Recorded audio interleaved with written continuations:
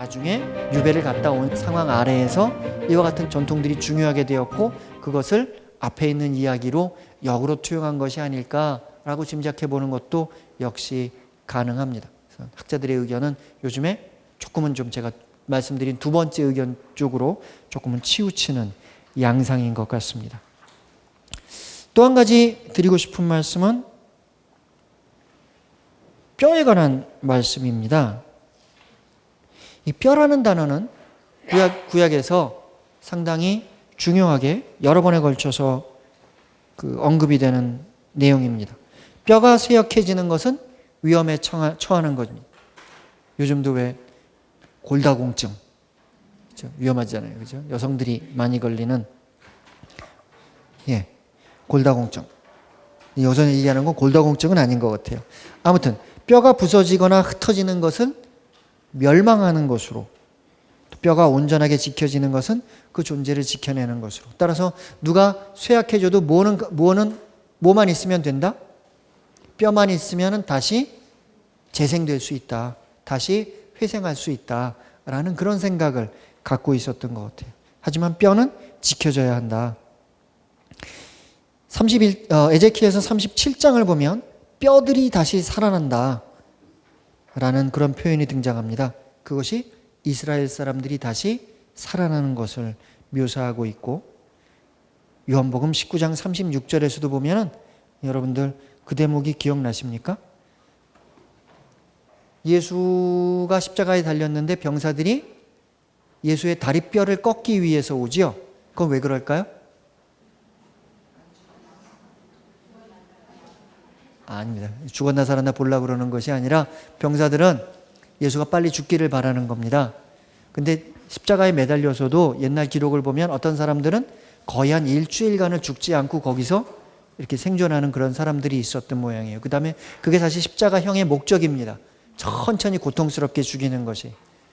근데 병사들은 빨리 퇴근해야 되잖아요. 그러니까 그 사람이 빨리 죽어야 되는데, 사람을 빨리 죽이는 방법 중에 하나가 뭐냐면 십자가에 매달린 사람의 다리를 꺾으면은 몸이 아래로 처지면서 질식사를 하게 된대요. 그래서 다리를 꺾으려고 왔는데 예수는 이미 숨을 거둔 후였기 때문에 다리를 꺾을 필요가 없었다. 따라서 예수님은 무덤에 들어갈 때 그 뼈가 부러진 상태였습니까? 아니면 온전한 상태였습니까? 온전한 상태였다. 그런데 그것이 바로 그 시편에서 있었던 그 말씀이 이루어지기 위해서다. 어떤 말씀이냐? 시편 34장에 있는 그의 뼈들을 모두 지켜주시니 그 가운데 하나도 부러지지 않으리라 라는 그 말씀이 그 사건을 통해서 이루어졌다라고 요한복음 사가는 우리들에게 시편의 내용을 하나의 예수에 관한 예언처럼 해석하는 그 대목입니다.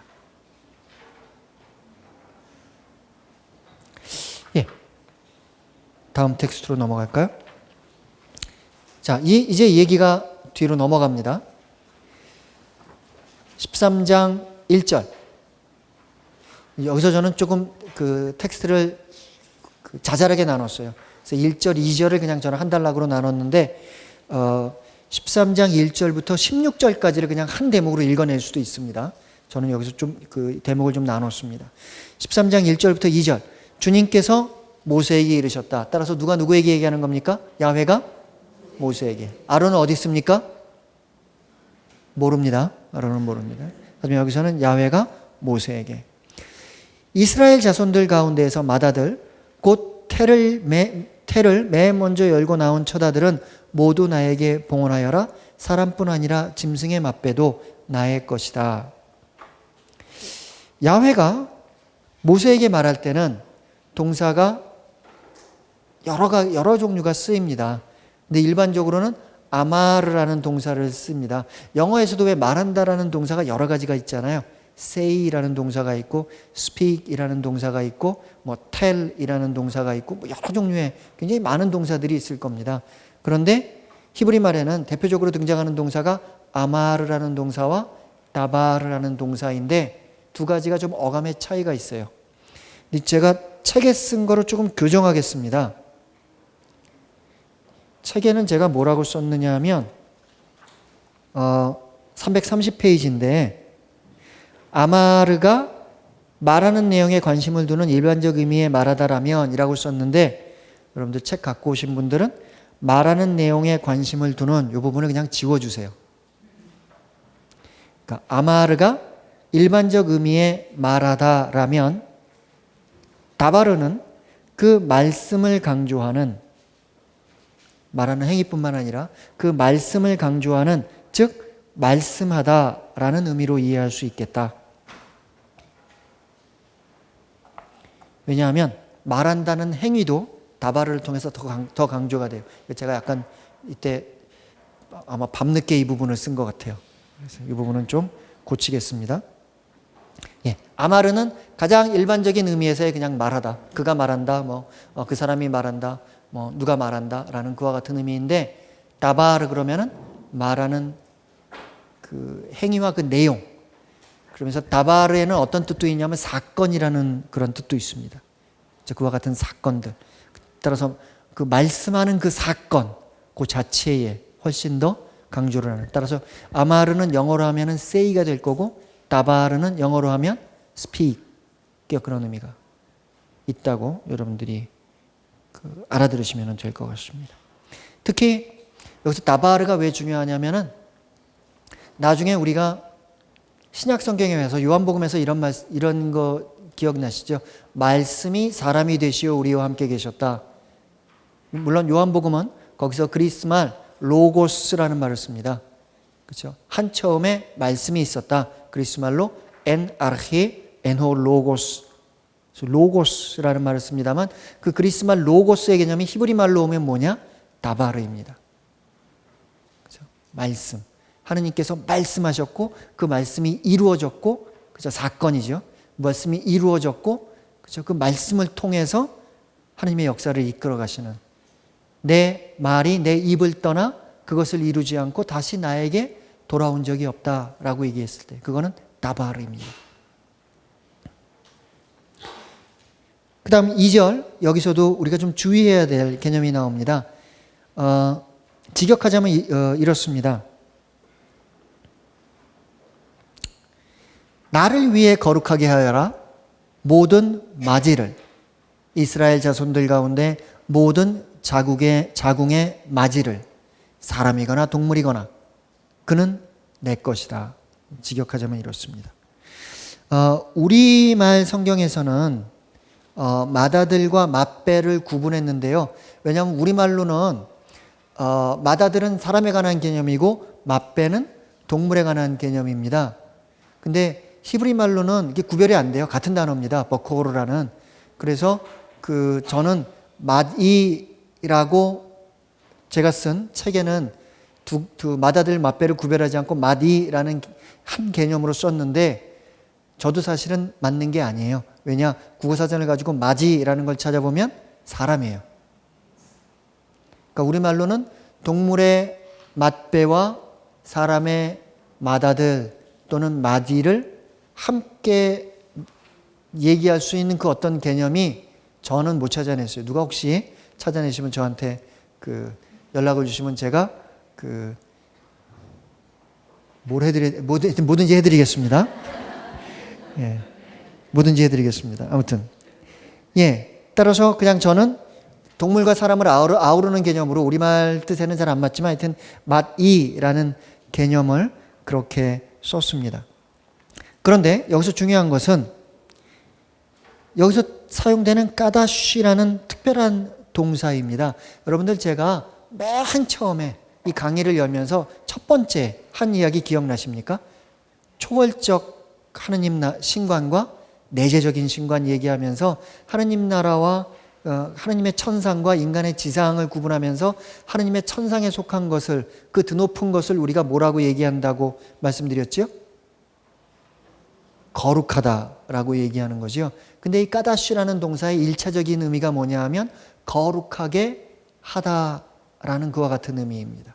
따라서 어떤 뜻이냐? 지상에 있는 것을 이제는 천상에 속한 것으로 만든다. 인간에게 속한 것을 이제 하느님께 속한 것으로 만든다라는 겁니다. 그죠? 평범한 젊은이가 사제로 서품될 때 까다쉬입니다. 평범한 공간이 하느님의 성전으로 축성될 때 까다쉽니다. 평범한 밀떡이 예수님의 몸과 피로 바뀔 때 까다쉽니다. 거룩하게 한다. 따라서 여기에는 거룩하게 한다라는 1차적인 의미와 함께 이제 그게 분화가 되면서 그것이 그런 문맥 안에서는 봉헌된다 하느님께, 또는 축성된다, 또는 성별된다 라는 여러 가지 용어들로 갈려서 쓰이는데, 1차적인 의미는 뭐다? 세속적인 것을 거룩하게 만든다. 지상적인 것을 천상적인 것으로 만든다. 인간에게 속한 것을 하느님께 속한 것으로 만든다 라는 그런 의미가 숨어 있다는 것을 여러분들이 이해하시면 됩니다. 따라서 주교회의 성경은 그걸 뭐라고 번역했느냐?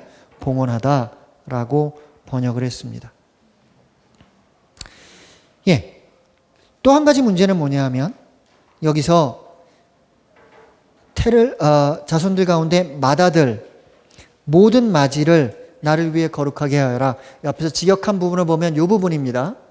이 부분에는 버코르라는 히브리 말이 써 있고, 이스라엘 자손 가운데 모든 자궁의 맏이들을 이라고 얘기했을 때는 페테르라는 히브리 말이 써 있습니다. 똑같은 의미인데 두 단어가 쓰여 있어요. 근데 약간 의미가 다릅니다. 버코르는 히브리 말 성경에서 보면 꼭 그런 건 아니지만 예외적인 경우가 있지만 주로 사람의 맏이를, 페테르는 주로 짐승의 맏이를 의미하는데 사용이 됩니다. 거기에 대해서 조금 이따가 다시 말씀드리겠습니다. 예,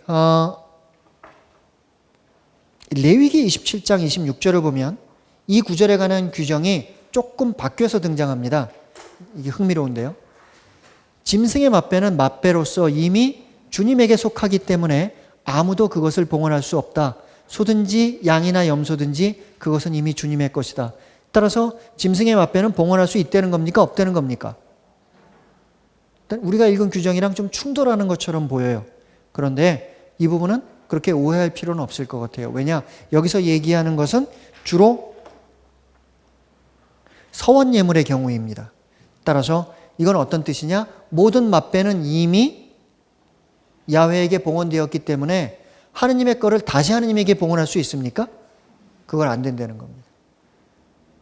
그렇죠? 한번 축성된 것은 이미 하느님의 거기 때문에 그 하느님의 거를 다시 하느님한테 갖고 가서 이것도 당신께 드릴게요. 이건 허용되지 않는다는 겁니다. 그것들은 이미 하느님의 것이다 라고 얘기하는 내용으로 우리가 그것을 이해할 수 있겠다라는 겁니다.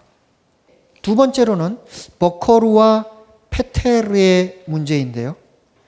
버코르는 그 안에는 첫 번째로 태어난 아들이라는 의미가 있습니다. 근데 그게 이스라엘은 아시다시피 일부 다처제였잖아요. 그렇죠? 그러니까 이게 남자에게 있어서 첫 번째 아들인지 여자에게 있어서 첫 번째 아들인지가 조금 불분명합니다. 그 다음에 구약에서 그 부분을 명확하게 얘기해 주지 않습니다. 이런 의미에서 보면 아브라함의 장자는 누굽니까? 이삭이 아니죠. 누가 낳았든지, 그렇죠? 자기가 낳은, 아브라함이 낳은 자식 중에 첫 번째는 이스마엘입니다. 그렇죠? 그런데 어째서 이삭이 하나님의 축복을 이어받게 되는지, 그렇죠? 이때는 이제 그 정실의 아들이냐, 또 뭐 종의 아들이냐, 뭐 이와 같은 그 개념들이 나오겠죠. 또는 탈출기 시작하면서 야곱의 아들들 명단을 쭉 말씀하면서 말씀드렸지만 레아와 라헬이 낳은 아들들과 그 종들이 낳은 아들들을 조금 차별하는 듯한 그와 같은 내용들, 우리가 좀 구약의 어떤 사고방식으로 우리가 이해해 볼 수 있겠습니다. 아무튼 구약 성경에서 이 버코르라는 개념은 장자의 개념인데, 그런데 이게 부계로 봐서 장자인지 아니면 모계로 봐서 장자인지가 조금 구약에서 명확하게 설명되어 있지 않다라는 정도로 우리가 이해하면 될 것 같고, 페테르는 모계의 개념입니다. 왜냐? 페테르는 어떤 뜻이냐면 자궁을 열고 나왔다는 뜻입니다. 따라서 모계의 개념인데 페테르는 첫 번째 태어난 자식이라는 그와 같은 의미입니다. 그러다 보니까 뭐가 문제가 되겠습니까? 이게 암컷인지 수컷, 남자인지 여자인지, 또 동물로 본다면은 암컷인지 수컷인지가 불분명해요. 따라서 그렇죠? 그 버코르의 개념, 처음에 쓰인 요 마지의 첫 번째 등장하는 마지의 개념으로는 문제가 있는 것이 부계인지 모계인지가 명확하지가 않다. 두 번째로 페테르의 개념일 때는 무조건 첫 번째로 태어난 새끼를 얘기하는 거니까 그것이 수컷인지 암컷인지가 명확하지 않다. 그런 문제점을 갖고 있다라는 정도로 여러분들이 이해하시면 되겠습니다. 나중에 나오는 이야기에서 그 부분들이 교정되기 시작합니다. 예. 그리고 이제 이야기가 맏아들 맏배에서 다시 누룩 없는 빵으로 넘어갑니다. 자, 이 대목에서 이제 우리가 거칠 걸 다 거쳤으니까. 그러니까 이스라엘이 이집트를 탈출하는 사건은 첫째, 파스카 축제. 둘째, 무슨 축제죠? 무교절. 그 다음에 셋째, 어떤 종교적 예식과 관련이 됩니까? 마디를 바치는 그 예식. 이거는 일정한 시간과 연결되어 있지 않죠. 뭐 애들이 4월에 태어날 수도 있고 5월에 태어날 수도 있고 7월에 태어날 수도 있고 이러니까 일정한 시간과 연결이 되어 있지만 하지만 그것도 역시 예식 때는 의식적으로 생각이 되는 겁니다. 왜 우리가 마디를 바쳐야 되느냐? 뭐 때문에? 우리가 하느님께서 우리 이스라엘을 이집트로부터 해방시키셨을 때 이집트의 맏배와 마디를 치신 그것을 기억하기 위해서 우리들은 마디가 태어나면 그 마디들은 모두 하느님께 봉헌해야 된다. 마디는 모두 하느님의 것이다. 라는. 따라서 파스카 축제는 농경축제라고 말씀드렸습니까? 아니면 유목축제라고 말씀드렸습니까? 유목축제입니다. 두 번째로 그렇다면 무교절은 농경축제입니까? 아니면 유목축제입니까?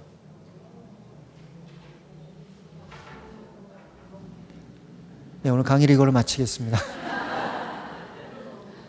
무교절은 곡식과 관계되어 있으니까 농경축제죠. 따라서 파스카라는 하나의 사건 안에는 첫째, 유목축제의 형식이 그 안에 녹아들어가 있고 두 번째, 농경축제의 형식도 하나 녹아들어가 있고 세 번째는 농경축제인지 유목축제인지 모르겠지만은 마디를 바치는 그 예식이 거기에 녹아들어가 있는 겁니다. 따라서 파스카라는 하나의 사건 안에 세 가지 종교적인 기념 예식이, 기념제가 그 안에 녹아들어가 있다는. 맏배를 바치는 예식은 이것도 역시 유다 전통의 파스카 사건과 연결되기 이전부터 있었던 하나의 고대근동 안에서 있었던 일반적인 축제였을 것 같아요.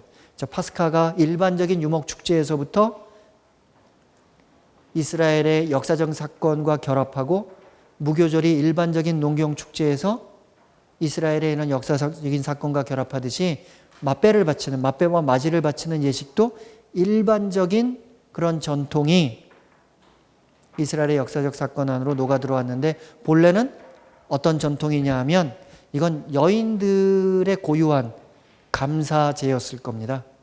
그렇죠? 요즘도 뭐 많은 가정에서 그렇지만 여인들이 모두 다 아이를 낳을 수 있는 건 아니잖아요. 그렇죠? 그 다음에 짐승이라고 그래도 암컷인데 모두가 다 수태가 그 새끼를 낳을 수 있는 건 아니잖아요. 그렇죠? 그러니까 그 자기가 아이를 낳을 수 있다는 것이 언제 증명이 됩니까? 그건 산부인과 가서 증명되는 게 아니라 옛날에는 첫 번째 아이를 낳고 첫 번째 새끼를 낳으면 그때 증명되지 않아요. 그러니까 그거를 굉장히 이제 내가 아이를 낳을 수 있는 여자라는 게 밝혀졌구나 라는 것을 신께 감사하는 걸 그 신의 은총이라고 생각하는 그런 어떤 감사의 제사가 아마 고대사회부터 있었던 것 같아요. 그런데 탈출기의 저자는, 이 탈출기의 텍스트는 그와 같은 일반적인 여인들의 사건을 탈출기라는 역사적인 탈출의 역사라는 그 사건과 다시 결부시키는 겁니다. 그래서 그 전에는 내가 여자로서 아이를 낳았으니까 나는 신께 감사를 드려야 돼 라고 얘기하는데 이제는 그 이유가 바뀐 겁니다. 뭘로 바뀌었죠?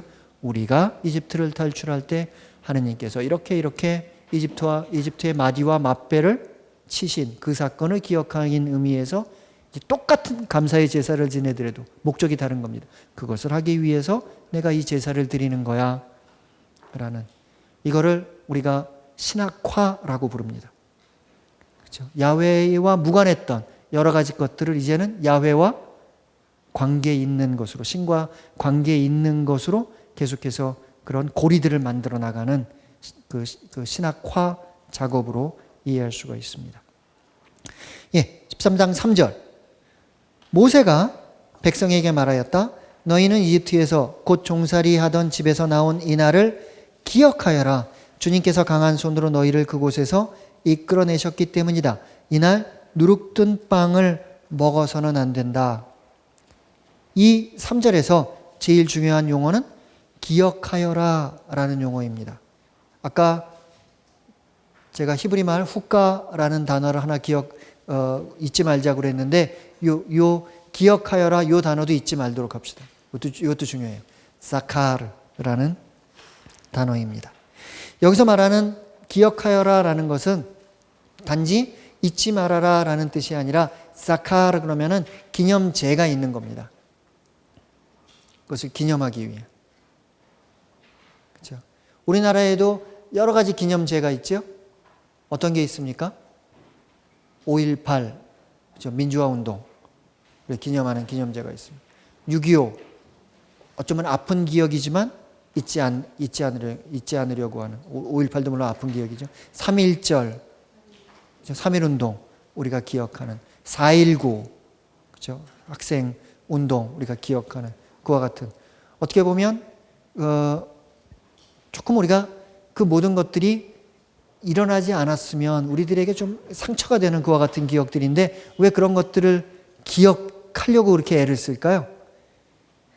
제가 예를 들어 그 5.18 때 제가 주일 미사를 하면서 그걸 준비했어요. 5.18에 어떤 사건이 있었는지 기억합시다 라고 생각을 하면서 인터넷에서 광주에서 있었던 사진들을 다운받아서 신자분들에게 한번 보여드려야겠다. 근데 결국 못했어요.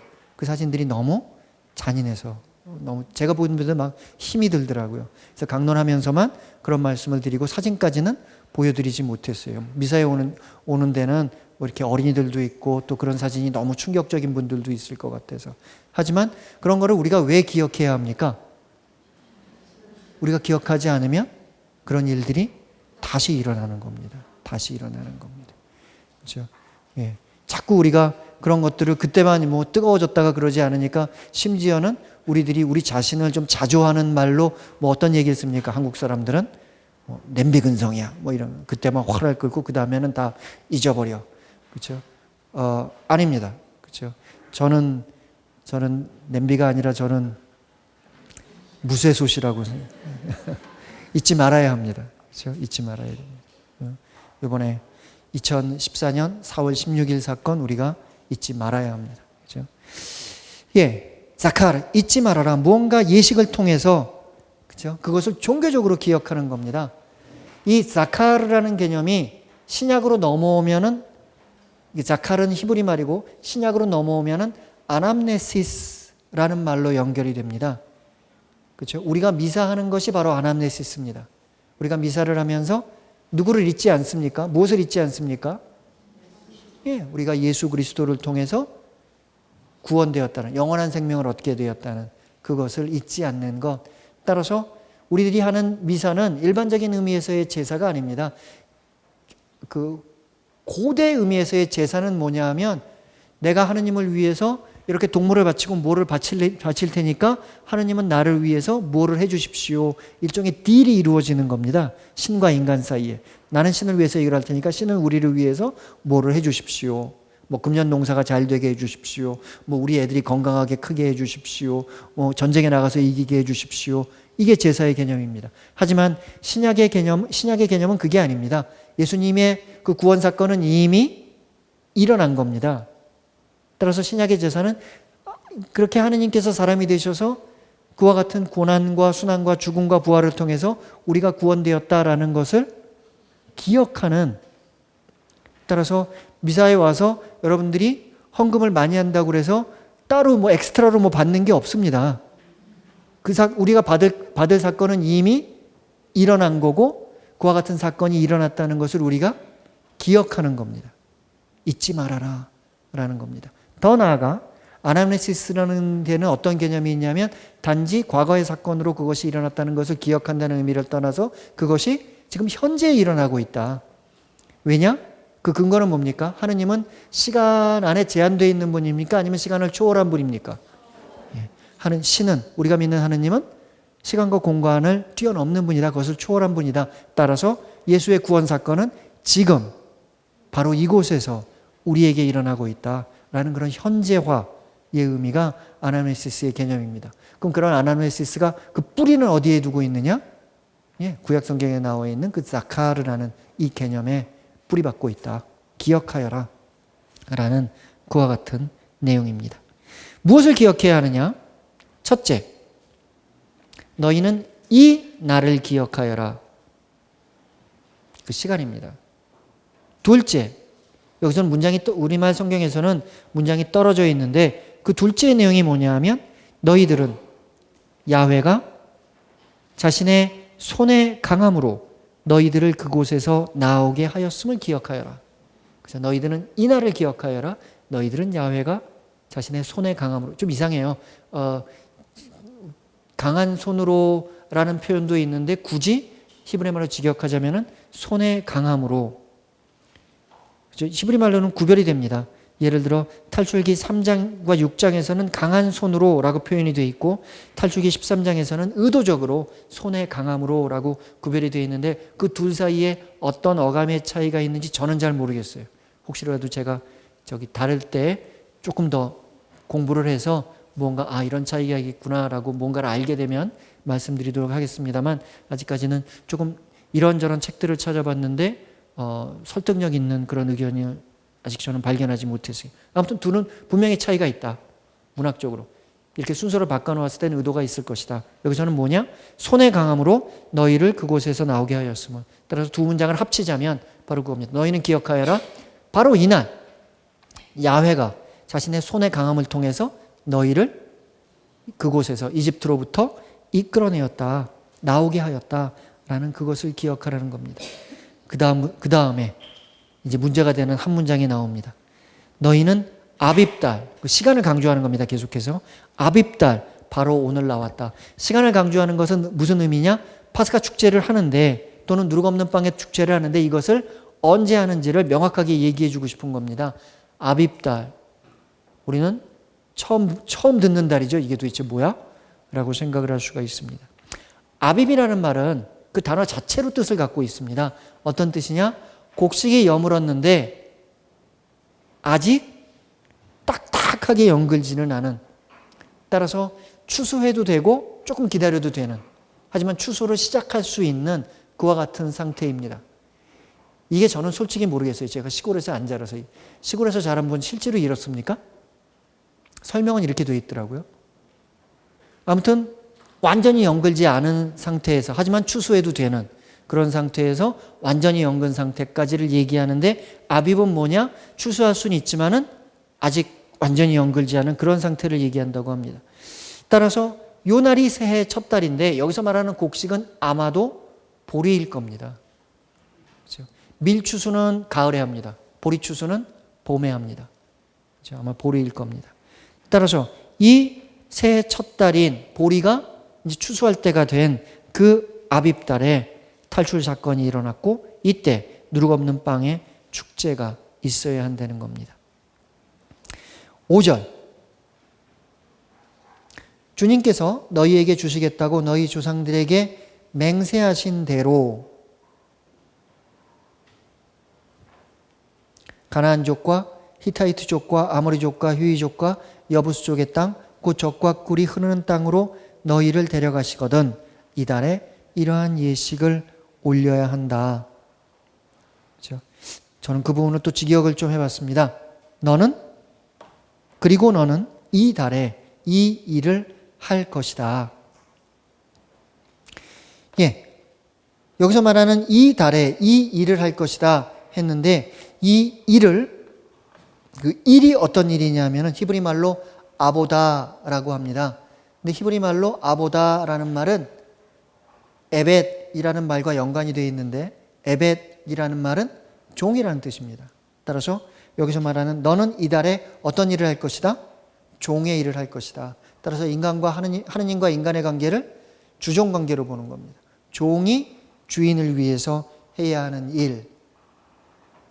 자, 인간이 신을 위해서 해야 되는 일은 뭘까요? 그건 제사입니다. 그렇죠? 제사, 축제, 예식 이와 같은 얘기를 하는 겁니다. 따라서 너희는 이 달에 아빕달에 제사를 지내야 한다라는 이야기를 하는 겁니다. 그와 같은 규정은 다른 곳에서 나옵니다. 탈출기 23장 15절. 너희는 무교절을 지켜야 된다. 내가 너희에게 명령한 대로 아빕달 정해진 때에. 34장 18절. 너희는 무교절을 지켜야 된다. 내가 너희에게 명령한 대로 아빕달 정해진 때에. 너희는 아빕달을 지켜 주 너희 하느님을 위하여 파스카 축제를 지내야 된다. 그것은 아빕달에 주 너희 하느님께서 너희를 밤에 이집트에서 이끌어내오셨기 때문이다. 계속해서 그 시간을 강조합니다. 언제라는 그와 같은 내용입니다. 6절. 너희는 이레 동안 누룩 없는 빵을 먹고 이렛날에는 주님을 위하여 축제를 지내야 한다. 그렇죠? 하루가 아닙니다. 일주일입니다. 그것을 시작하는 것은 우리가 전체적인 이 탈출기 12장 13장의 문맥을 본다면 파스카로 시작을 합니다. 그 밤에 저녁 식사를 하고, 그리고 그때부터는 그 저녁 식사부터 빵은 어떤 빵을 먹어야 됩니까? 누룩 없는 빵을 먹고, 그날 하루가 아니라 일주일 동안 계속해서 누룩이 안 든 그와 같은 빵을 먹어야 합니다. 여기서 보면 이 구절은 탈출기 12장 16절과 충돌하는 것 같습니다. 탈출기 12장 16절에는 뭐라고 되어 있지요? 첫날에는 거룩한 모임을 열고 이렛날에도 거룩한 모임을 열어라. 따라서 거룩한 모임을 몇 번 엽니까? 여기는 2번 엽니다. 그렇죠? 그런데 여기서는 뭐라고 되어 있지요? 너희는 이레 동안 누룩 없는 빵을 먹고 이렛날에는 주님을 위하여 축제를 지내야 된다. 따라서 여기서는 축제가 몇 번입니까? 1번입니다. 그렇죠?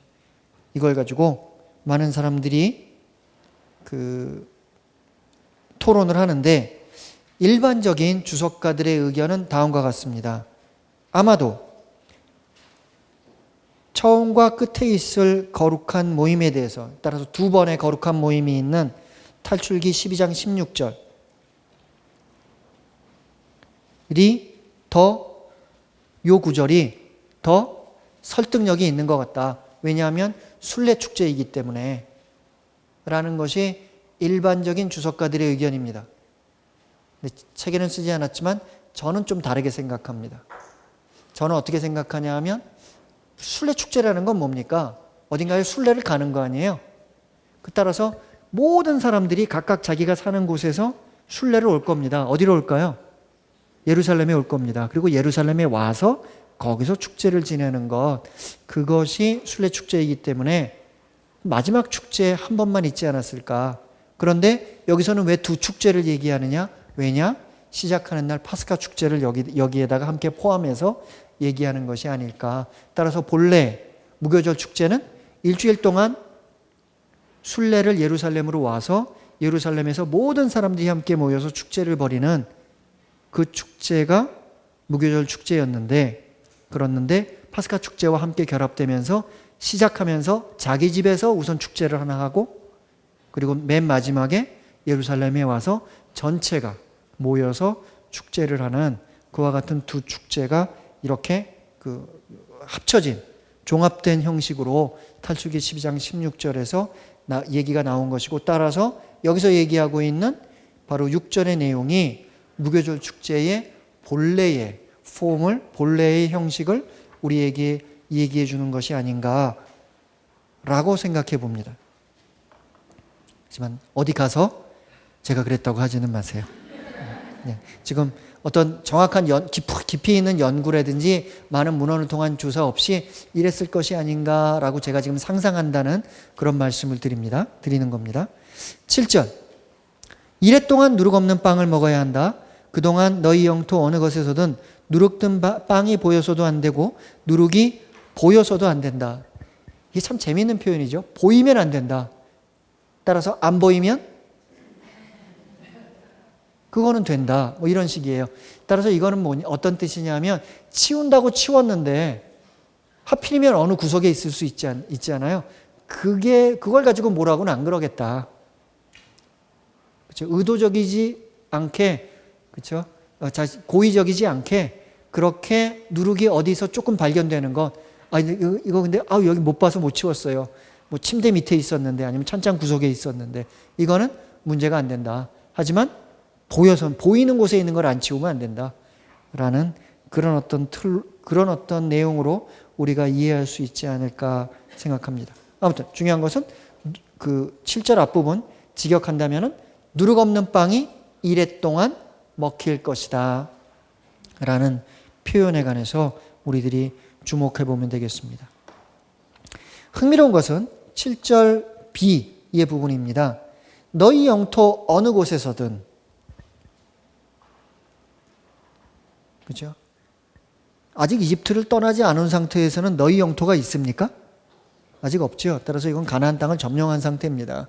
너희가 영토가 생기고 나서는 너희 영토 어느 곳에서든, 그렇죠? 이런 굉장히 그 후대에 있는 것을 조금은 전제하고 있는 겁니다. 반면에 탈출기 12장 19절에서는 뭐라고 했냐면 집안에만 누룩이 없으면 된다라는 이야기를 합니다.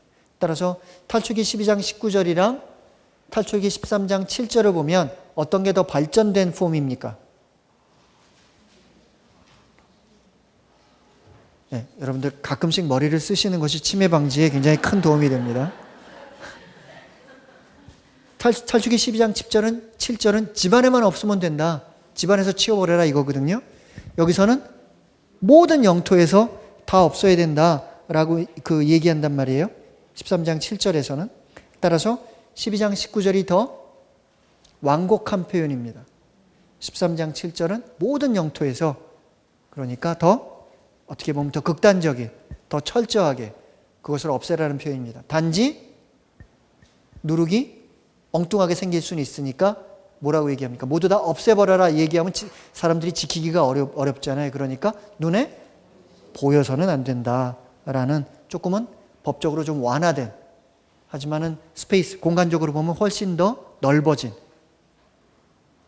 규정은 완화되고 그 규정의 그 범위는 더 넓어지는 것으로 우리가 이해할 수가 있습니다. 8절. 그날 너희는 너희 아들에게 이것은 내가 이집트에서 나올 때 주님께서 나를 위하여 하신 일 때문이란다 하고 설명해 주어라. 여기서도 설명하다라는 동사와 연결된 개념이 중요합니다. 히브리 말에 어떤 말이 있냐면 하까다라는 말이 있습니다. 하까다라는 것은 1차적으로 설명하다라는 뜻이 있는데 이겁니다. 히브리 말의 그 토라, 가르침은 크게 두 가지 틀로 나뉘어집니다. 하나는 하까다, 사람들에게 설명해 주는 것. 설명할 때는 주로 예화라든지 이야기를 통해서 설명해 줍니다. 아브라함의 이야기라든지 이삭의 이야기라든지 노아의 이야기라든지 모세의 이야기라든지, 그렇죠? 모세오경이 다 토라지만 여기에 이야기가 있는 것, 그것은 하까다입니다.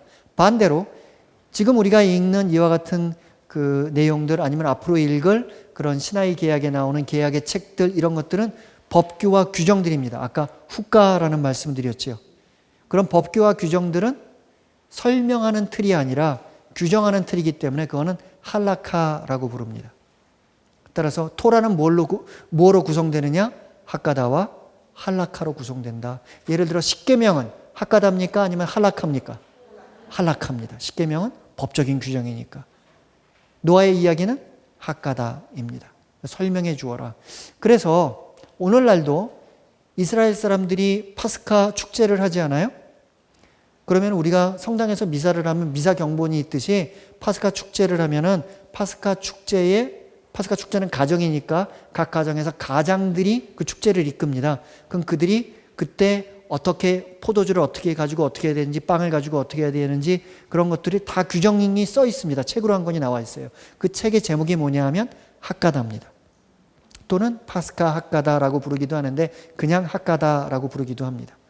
근데 그 하까다에 보면은 중간에 그 예식을 하면서 부모와 자녀가 나누는 대화가 있어요. 예를 들어 그 자녀가 물어봅니다. 아빠, 오늘 저녁 식사에는 왜 우리가 쓴 풀을 먹나요? 아빠, 오늘 저녁 식사에는 왜 우리가 누룩 없는 빵을 먹나요? 뭐 이런 것들이 다 그게 아이들이 해야 될 대사예요.